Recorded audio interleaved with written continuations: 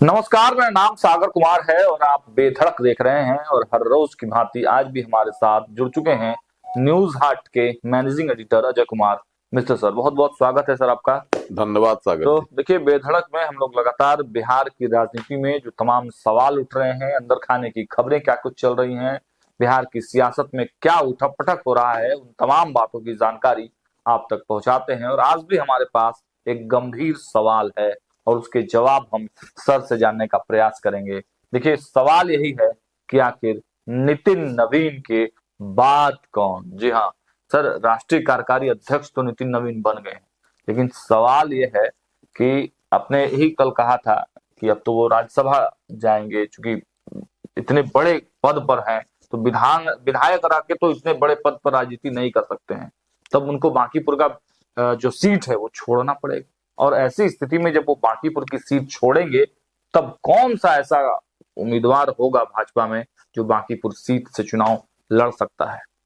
देखिए, नितिन नवीन राज्यसभा जाएंगे ये तो लगभग तय है। बिल्कुल, है ना, क्योंकि सीट खाली होगी है ना अप्रैल तक।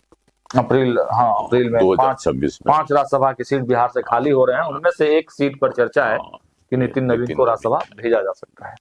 तो स्वाभाविक है कि उनको जाएंगे बिल्कुल, राष्ट्रीय राजनीति में उनको रहना। तो जब राज्यसभा का मेंबर बन जाएंगे तो स्वाभाविक है कि उनको विधायकी छोड़ना पड़ेगा, छोड़नी पड़ेगी।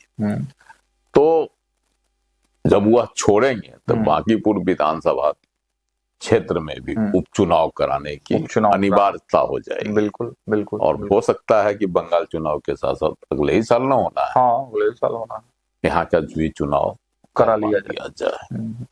तो समय भी अनुकूल है। समय भी अनुकूल। अभी से ही कवायद भी शुरू हो गई है। अच्छा, है ना, दावेदारों के जो है टिकट के दावेदारों की पार्टी के अंदर चहल पहल भी शुरू हो गई है। लोग गोटी भी भिराने लगे हैं। तो सर, जैसे नितिन नवीन तो एक कायस्थ समाज से आते हैं, तो वो सीट भी कायस्थी समाज को जाएगी कि या किसी और समाज को भी जा सकती है? देखिए, कायस्थ समाज को इसलिए जा सकती है, एक तो नितिन नवीन है कायस्थ समाज से, एक दूसरा है कि अभी जो शहर की सीटें हैं है ना, 4 सीटें हैं पटना शहर की उनमें से दीघा वैश्य के हाथ में है, कुम्हरार वैश्य के हाथ में है। बिल्कुल, है ना।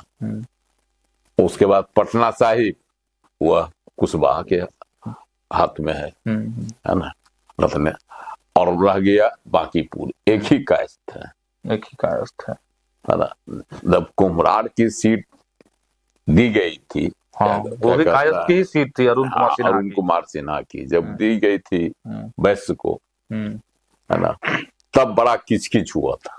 पूरा केसी सिन्हा को दे दिए थे उधर, प्रशांत किशोर दे दिए थे। पूरा कायस्थ समाज जो है नाराज चल रहा था कि और लोग लग रहा था कि केसी सिन्हा को उपट कर उमड़ कर वोट दें। लेकिन हुआ नहीं। लेकिन अंत में जो है कायस्थ समाज का मान मनोवल हुआ है ना पूरा। तो फिर जो वोट था बीजेपी का कैडर वोट, वह चला गया और भाजपा के कैंडिडेट जीत गए। तो उस नाराजगी को अगर बांकीपुर की सीट भी किसी अन्य जाति को दे दी गई तो नाराजगी और बढ़ेगी।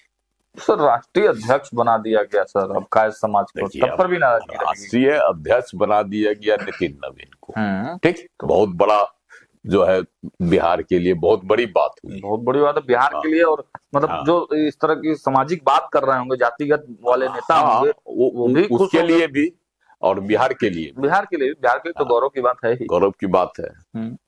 लेकिन स्थानीय स्तर पर जो बातें होती है वह अलग स्तर से होती है। उसमें जो है ना तमाम चीजें देखी जाती है। क्योंकि शहर को कहा जाता है, पटना के जो विधानसभा क्षेत्र है वह कायस्थों की सीट है, कास्ट की बाहुलता है। एक सीट कम से कम कायस्थ को चाहिए ही चाहिए। अब आप कुम्हरार सीट दे नहीं सकते हैं। कुम्हरार तो भाई जीत चुके हैं, संजय गुप्ता। तो दीघा सीट भी नहीं दे सकते, तो फिक्स है, फिक्स हो गया। तो कहाँ के सीट जो है जो रिक्त होगा वहीं पर किसी को तो बांकीपुर मतलब कह रहे हैं कि बांकीपुर सीट कायस्थ के लिए फिक्स हो गया। अब मेरा दूसरा सवाल है सर इसमें कि क्या बांकीपुर से जब युवा की राजनीति चल रही है, युवाओं के हाथ में भाजपा का कमान जा रहा है, तो क्या बांकीपुर से भी किसी युवा को ही तलाशा जाएगा या फिर दूसरे कार्यकर्ताओं को भी सीट जा सकती है? देखिए, अगर बात की जाए तो जिस तरह की भाजपा की पॉलिसी हो चुकी है फिलहाल कि युवाओं को जो है तरजीह देना है। अब युवाओं की एक जो है फौज पार्टी में बनानी है और युवाओं को तरजीह देनी है। तो चूंकि युवाओं की राजनीति अब चल रही है देश में, तो इसलिए हमको नहीं लगता है किसी बुजुर्ग को है ना बांकीपुर से उतारा जाएगा तो किसी युवा चेहरे को ही, माने कायस्थ होना चाहिए और युवा होना चाहिए। अब सर, अब नाम पे भी चर्चा कर लिया जाए क्या, युवा में कायस्थ कौन कौन लोग हैं भाजपा में? देखिए, अरुण सिन्हा भी मायूस थे जब टिकट कुम्हरार से नहीं मिला था। वहां के विधायक हुआ करते थे, कई बार जीते भी थे, तो वह मायूस थे, काफी मायूस थे। टिकट कट गया था तब मेरे से ही सर बात हुई थी जब तो उन्होंने प्रयास किया था अपने बेटे के लिए आशीष सिन्हा के लिए। आशीष सिन्हा भी छात्र राजनीति में सक्रिय रहे हैं, पटना विश्वविद्यालय के छात्र संघ के अध्यक्ष रहे हैं, 2012 में जीते थे। तो एक है उनकी भी राजनीति में दिलचस्पी रही, अच्छी दिलचस्पी रही है सर, पकड़ भी है, एडवोकेट है ना। तो एक दूसरी बात है क्रिकेट खिलाड़ी भी है, रणजी खेला है, रणजी भी खेल चुके हैं। तो सब तरह से जो है जो गुण होता है युवाओं का, व्यवहार कुशल भी है। तो हो सकता है कि अरुण सिन्हा की इच्छा थी कि उनके बेटे मतलब आशीष सिन्हा को कुम्हरार सीट से मौका दिया जाए उनकी जगह पर, बिल्कुल। लेकिन उस समय मौका नहीं मिला। वजह जो हो, ये तो राजनीति होती है और पार्टी के अंदर की बातें हैं। लेकिन अगर बांकीपुर सीट खाली होती है, जिसकी ज्यादा संभावना है, तो आशीष सिन्हा भी एक दावेदार हो सकते हैं और मजबूत दावेदार है। क्योंकि सर आशीष सिन्हा में कहीं ना कहीं नितिन नवीन का अक्स भी दिखता है। यानी नितिन नवीन जिस स्वभाव वाले, जिस विचार वाले, जिस संगठन वाले विचार से ओतप्रोत है, उसी तरह की काठी और विचार, व्यक्तित्व सब आशीष सिन्हा में दिखाई देता है। हाँ, मतलब आशीष सिन्हा राजनीतिक घराने से आते हैं, एक वह भी अनुभव है, पूरा अनुभव, और युवाओं में बड़ा क्रेज है, अच्छा भाषण करते हैं, छात्र राजनीति में रहे हैं। तो छात्र राजनीति से इनको राजनीति में दिलचस्पी आई है, वकील है ना, तो इसलिए भी उनकी सामाजिक ये में दिलचस्पी रहती है। बिल्कुल। तो ये सब को अगर देखते हुए पार्टी हो सकता है कि इनको मौका दे। आशीष सिन्हा पर दांव जो है वो बांकीपुर में खेला जा सकता है, क्योंकि सेफ सीट है, बहुत ज्यादा चुनौती भी नहीं है। तो इसलिए अब भाजपा चाहेगी कोई ऐसा कैंडिडेट दे जो जिसकी जीत सुनिश्चित हो। तो जीत देखिए जाने पहचाने फेस हो, देखिए जीत सिर्फ पार्टी के बैनर से नहीं होता है, प्रत्याशी के व्यक्तित्व से भी उसको जीत हासिल होती है। बिल्कुल। तो व्यक्तित्व भी होना चाहिए, वो सौम्यता, वो सरलता, वो सहजता भी होनी चाहिए। ये सब तमाम जो है बातें आशीष सिन्हा के साथ जुड़ जाती है। तो अगर मौका मिला तो आशीष सिन्हा भी रेस में रहेंगे और मजबूत दावेदार रहेंगे। और सर कहा जाता है कि कुशल रणनीतिकार भी हैं, कई चुनावों में, मेयर का ही चुनाव देखिए तो उसमें भी बड़ी भूमिका मतलब निभाते रहे हैं। ये सब भी खासियत है उनमें। तो इसलिए युवाओं की पूरी टीम है सर उनके पास।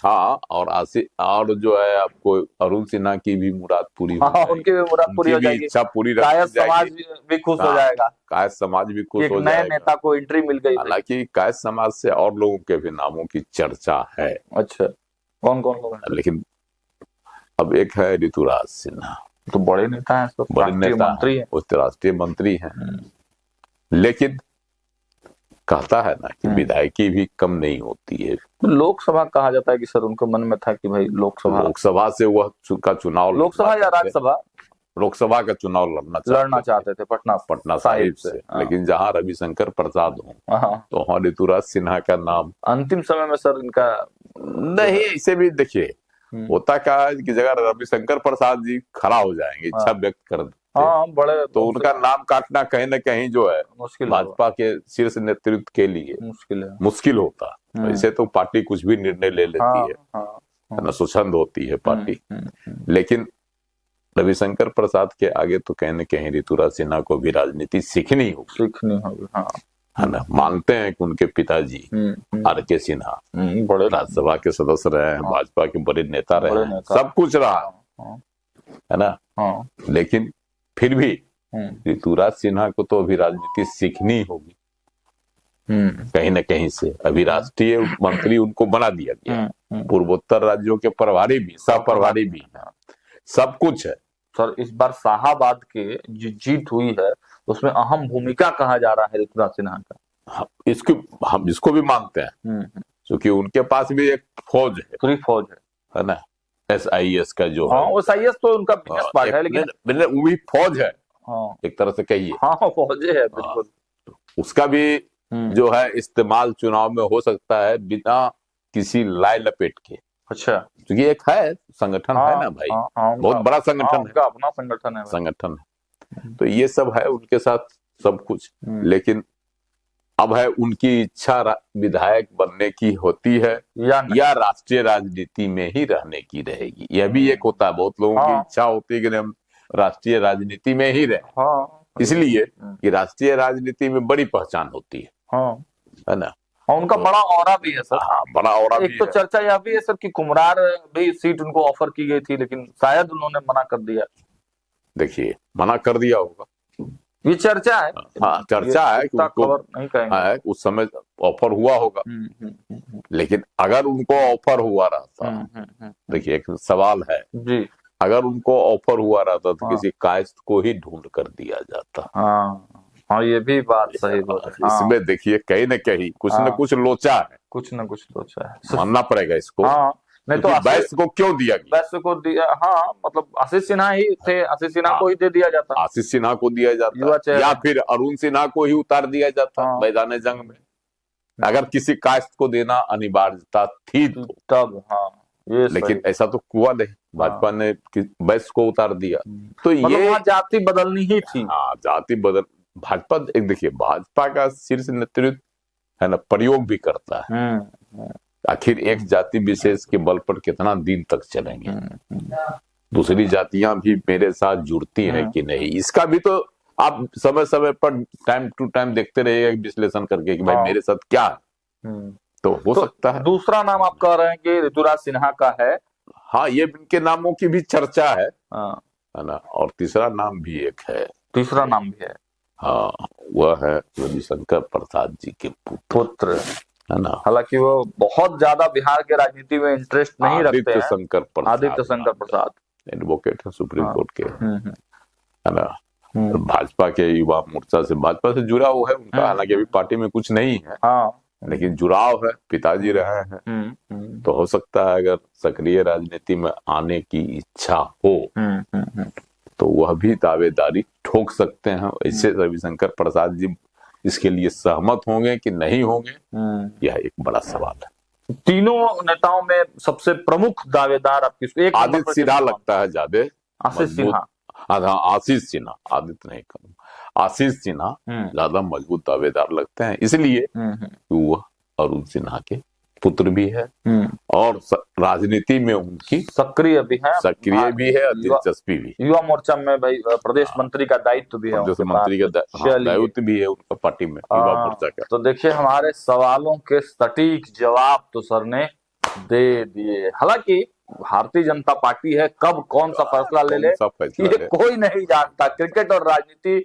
अनिश्चितताओं का खेल है, लेकिन जो चर्चाएं हैं, जो संभावनाएं हैं, वो सर ने आपको बताई कि देखिए आशीष सिन्हा अखिल भारतीय विद्यार्थी परिषद से अपने कैरियर की शुरुआत किए, छात्र संघ चुनाव भी विजयी रहे, संघ से अच्छा जुड़ाव है और नितिन नवीन की छवि जो है वो आशीष सिन्हा में दिखाई देती है, इसलिए उनकी उम्मीदवारी बांकीपुर विधानसभा से नितिन नवीन के बाद सबसे ज्यादा है। अब देखना होगा भाजपा क्या कुछ फैसले लेती है। फिलहाल इस वीडियो में इतना ही। देखते रहिए न्यूज़ 8। बहुत बहुत धन्यवाद।